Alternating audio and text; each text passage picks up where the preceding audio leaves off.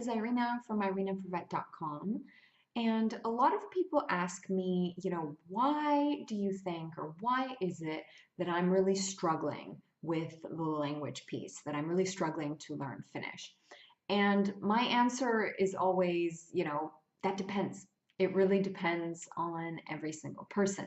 But for the purpose of this video, I wanted to give you this sort of more satisfying answer, something that you can actually, go forward with and feel like you learned something. So if I had to give you a blanket answer on the top reason that I see on why people really are struggling with the language, and it's like epidemic proportions of struggling, then this is it. So it helps to use a kind of a story to illustrate this example. So say that you want to swim across a channel or a river, right? So you're on one side of the shore and there's a body of water and you want to swim to the other side. Okay, now there are lots of ways that you could approach this. You could pick somewhere on the coast, start swimming, and then just see how far you get. You could, you might start swimming, you might get part of the way through and realize that there's a lot of wind blowing, just like completely perpendicular or against the path that you're swimming. Or maybe at one point in the water, there's just like really, really deep end and you don't have the stamina to swim across. Or maybe there's a part that's just too shallow. Let's say you took a boat across and, the boat gets like stuck there. So let's say that you have to turn back, okay? And you come back to shore and you don't really know, okay, so I really do want to get to the other side, but how is it that I'm going to get there? I really don't know. And I really don't know that much about swimming across. I don't know the water. I don't know a lot about, what I might face once I get further out to shore. Okay. So here's the thing. How many of us would like start over and over and over and over until we get to the other side? At some point, we're going to start thinking, okay, I'm going to pick a new location, a new direction, and we're going to do this a couple times. We're going to be really enthusiastic about it. And then that level of enthusiasm will just naturally start to decline as we face more and more and more obstacles around the way. That makes perfect sense, right? So then we start to think, how many times do I have to try this? Can I really get to the other side? And people on our side of the shore, they might start to say, well, maybe you don't really need to get to the other side. Like, we're all doing fine over here. And, you're okay. Maybe you don't need to cross. And the idea is, how many times are you going to attempt that crossing, right? Without seeking any sort of aid in something that's actually working. And how many times are you going to show up and really give it your everything as you start to get, less and less optimistic about the crossing? I'm painting a very kind of, dark and gloomy picture, but this is actually what a lot of people are facing in their journey to learn Finnish. They know where they want to go. That desire to cross, to learn more and more, it doesn't really go away. And then at the same time, it just seems like more challenges and more unexpected things are piling up or adding up in front of you. So when I say that the work that I do is all about helping people learn Finnish through the process of learning the language, I basically help you understand what it'll take to get to the other side. Now, many of us, when we hear this, we're like, oh yeah, I know how to learn language. I go to the course and I do this and I do that. But just bear with me for a minute, because I totally thought that I knew how to do this as well. When I moved to Finland 9 years ago, over 9 years ago, and I just reached a dead end at some point. So I kept trying to cross that channel, and I thought I was a good swimmer, aka that I knew how to learn languages because I had done it in the past. And then at some point I had to realize, like, wait, maybe I don't know how to do this. And for me, that was really hard to admit to myself because I thought I was really good at learning languages. And then I realized that my belief being good at learning languages was actually the thing that was keeping me from learning them well.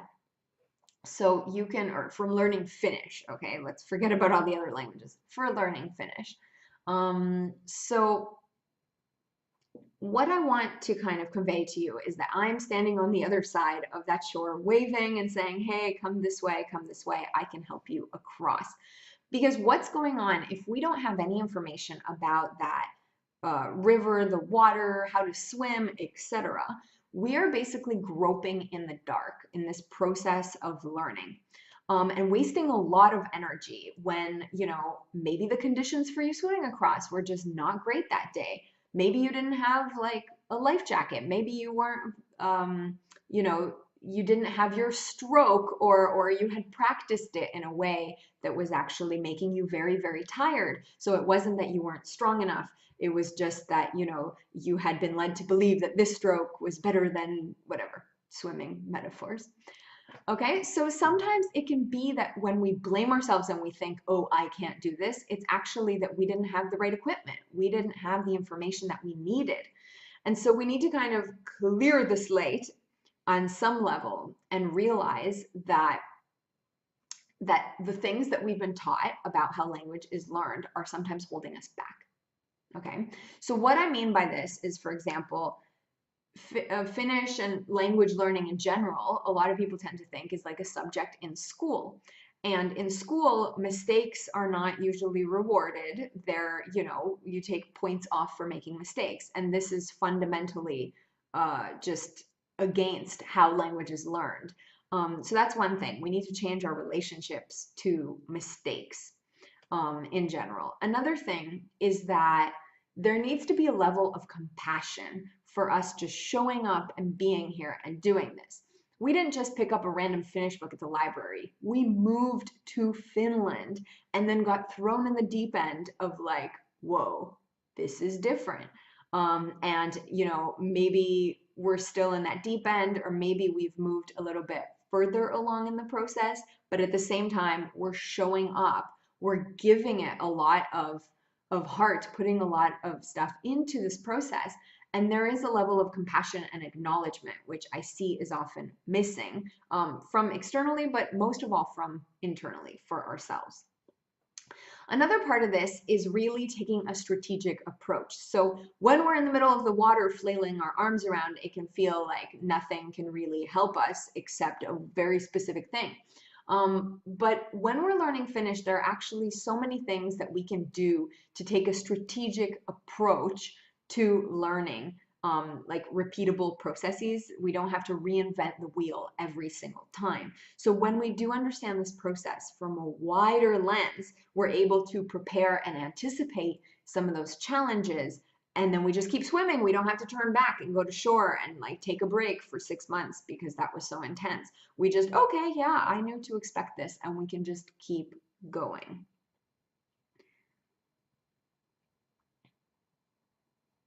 Another part of this is that when we have feedback, okay, whenever we're engaging with the process of learning Finnish, whenever we're putting any effort into it, we receive feedback, okay? Now, what I see from most learners of Finnish is that what is actually considered progress, they might write off as a failure. So we literally, when we don't understand the process, we're disconnected from the feedback that we have. So imagine swimming out in that channel and then basically getting a piece of feedback which you could react to and thinking, oh, that's a failure, right? So that is, learning to read that feedback is just such a fundamental part of keeping moving with a journey, rolling with the punches, or riding the waves, if you will. So going back to this question of why is it that I'm struggling? Why is it that I'm having a hard time? And the reason is that we have so many opportunities to learn and so many decisions to make. Do I do this course, or do I use this book, or do I download this app, and do I really commit to using it? That we're not able to actually make these decisions. If we don't understand the bigger picture, we're just kind of like, yeah, I guess I should. Well, I feel guilty I didn't do this today. And we're just sort of reacting to these things instead of being very intentional about the path that we're going forward with. Okay, so these are the questions that we know how to ask, but we don't know how to answer. And then there are the questions that we don't even know how to ask. So I've very seldom heard people ask me, how do I make sure that I remember every single word that I intend to learn? Great question. That would be the strategic side of it. Also, how do I turn this grammar lesson into something I can remember and actually use? Excellent question. Also, never heard anybody ask me that before.